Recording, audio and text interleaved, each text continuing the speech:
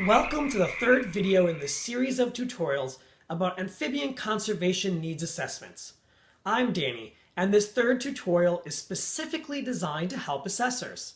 I'll be showing you how to register to become an assessor, what to expect on your dashboard when you log into the program, and how to add and edit your own assessments. Scientists, field biologists and researchers, animal husbandry experts, and others are vital to the success of the conservation needs assessments. Your expertise and experience will enhance the assessments, ensuring that appropriate recommendations for national and global conservation actions are delivered where they are most needed. Amphibian experts register in the online program by filling out a very short registration form. The sign-up page can be found by clicking the Sign Up to Get Started button on the home page. Fill out the information required, which includes your name, job title, organization, basic contact details, country, and your geographic areas of expertise. Once the details are complete, press the Save button. Your request will then be reviewed and approved by a national facilitator, who is usually the chair of the national or regional amphibian specialist group. Your access will be approved within 24 hours, and you will then be sent a welcoming email. This approval process ensures that all assessors have appropriate expertise, resulting in assessments and conservation actions recommended by those assessments that are of the highest possible quality. Once your request to become an assessor has been approved, you will then need to log into the program so you can add and edit your own assessments. Click Login on the menu bar at the top of the screen, and then enter your username and password and click the Login button. The first thing you will see after logging in is your dashboard. For assessors, the dashboard shows any of your assessments that are not yet complete, and a link so you can update any of your profile information.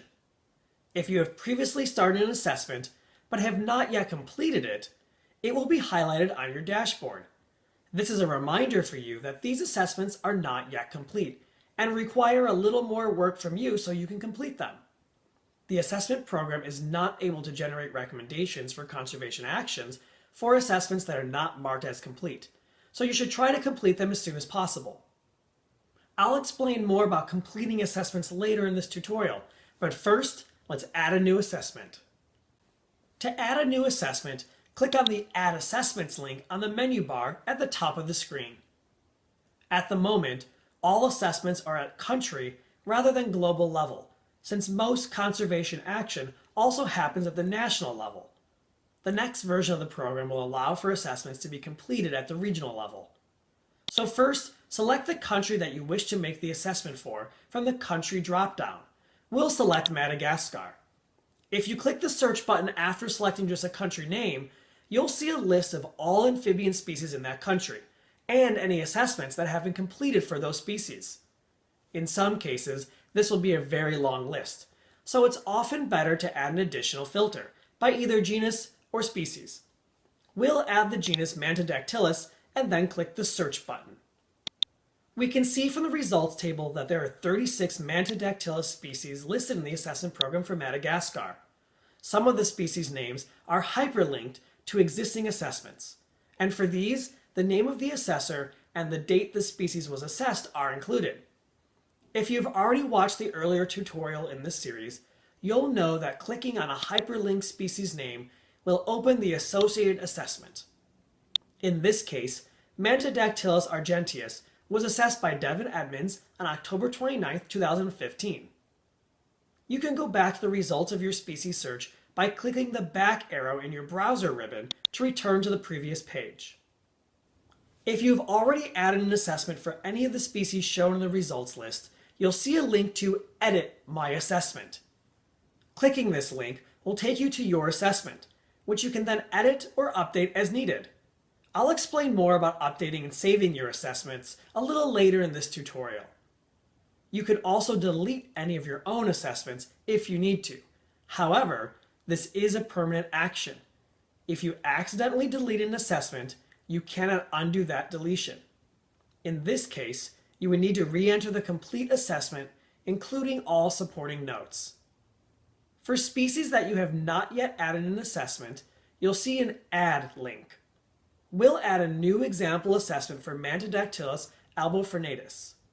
An assessment has already been made for this species by ASG Madagascar in April 2007, but additional assessments for the same species can be made by other assessors. Clicking the Add button will take you to a new blank assessment page. You should already be familiar with the layout of the assessment data pages, but while adding or editing an assessment, you'll see that you can select the country that you are making the assessment for. In this example, because we had previously filtered the species list to Madagascar, this has been automatically chosen as the country for this new assessment. Links to the species account on AmphibiaWeb, the IUCN Red List assessment, and the distribution map from the Red List assessment are available as additional reference material if you should need them. These links will open in a new window. Each assessment includes 20 questions, and these have been grouped into 7 sections. The first 4 questions relate to external data sources. Clicking on the green section headers will show the associated questions. Most questions on the assessment forms include 4 or 5 parts. There is the actual question. Question mark icons display additional information about the question when you hover over the icon. A series of predefined answers which can be displayed by clicking the down arrow on the right side of the drop-down. Some questions include a definition of the selected answer. This is useful to help guide some of your answers. Most questions include a section where you can add comments or additional information to support the answer you have selected. Adding supporting comments for each of the answers you have chosen will be very helpful for other users of the assessment data. Assessors' comments are included in the assessment reports, so please support your responses with appropriate comments for each question. To save time in this tutorial, we won't answer all the questions for this example assessment. However, questions 1 and 3 are slightly different from the remaining questions, so I'll explain those in a little more detail. If a species has a published Red List assessment, either at the global or national level, question 1 will be pre-filled with the published Red List category. If both a national and global Red List assessment exists for the species, the national level for the selected country will be displayed, since this is most likely a more appropriate category for this national assessment. In this example, the species is listed as data deficient. The Red List category can be modified for the purposes of this assessment only. If you have new or additional information, or if a new but as yet unpublished Red List assessment exists, and if you think that the Red List category of threat would change if the species was reassessed using more current data than that which was previously used, a revised estimate of the new category can be chosen, and this will be used to calculate priorities and conservation actions. Selecting a different Red List category only affects this conservation needs assessment, and of course does not change the official Red List category in any way. The Red List assessment for Mantodactylus albophrinatus was last made in 2008. Let's assume that you have more recent information about the status of the species in the wild, and you think that if the species was reassessed for the Red List using the newer information, that the Red List category would change to critically endangered. You should then change the Red List category for this assessment to critically endangered. You should also add some comments to support your reasons for suggesting the revised Red List category. Question 2. Is there a strong possibility that this species might be extinct in the wild? If there's a strong possibility that this species might have already gone extinct in the wild, or if it is only known from the original holotype, this should be indicated, as it is also likely that the species will be included as a high priority for conservation actions. However, the likelihood of some of these actions, for example, collection for ex situ rescue or research, is highly unlikely. As the comment prompt suggests, if you answer yes to this question, a note should be added to justify this reasoning. This will be very helpful for anyone else who uses your assessment. The third question isn't really a question. It is the Species Evolutionary Distinctiveness Score, as generated by the ZSL EDGE program. More information about the EDGE program is available by hovering your cursor over the question mark icon. The value in this question cannot be changed by assessors. The fourth question asks, is a population of at least 50% of the individuals of the taxon included within a reliably protected area or areas? As the help icon shows, protected habitat is defined as a clearly defined geographical space, recognized, dedicated, and managed through legal or other effective means to achieve the long-term conservation of nature with associated ecosystem services and cultural values. Protected habitat might be within a national system of protected areas, or privately owned land, which is actively managed to protect natural biodiversity. We'll choose yes, and add a note to say that the entire population of this species is found within the borders of a well-protected national park. It's a good idea to include the name of the protected area. The remaining 16 questions in the other 6 sections should be answered in the same way. Although the program allows you to change from one section to the next without saving your data, it's a good idea to click the Save Assessment button before you move between sections, to be sure that your work is saved. If we return to the Add Assessments page, you'll see that there are now 2 assessments for Mantodactylus albophrinatus. There's the assessment we saw earlier that was made by ASG Madagascar in April 2007, and now there's the new assessment that we just added.